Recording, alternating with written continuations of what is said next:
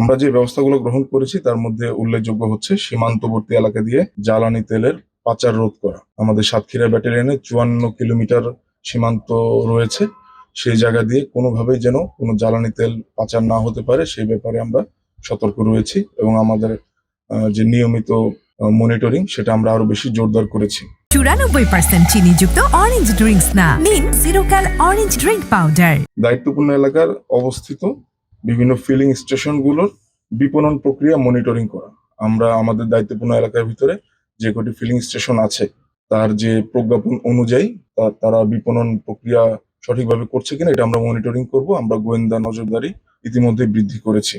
বিদ্যুৎ জ্বালানি খনিজ সম্পদ মন্ত্রণালয়ের প্রজ্ঞাপনের উপর জোর দেওয়া বলতে আমি বোঝাচ্ছি কৃচ্ছ্রতা সাধনের যে বিষয়টা, সেক্ষেত্রে আমরা স্থানীয় জনসাধারণকে সচেতন করব। এই ব্যাপারে আমরা গণসংযোগ করছি। বিভিন্ন সময় আমরা যখন কাজ করে থাকি স্থানীয় জনগণের সাথে মত বিনিময় করে থাকি, আমরা এই ব্যাপারেও তাদেরকে সেন্সিটাইজ করব, আরো সচেতন করব।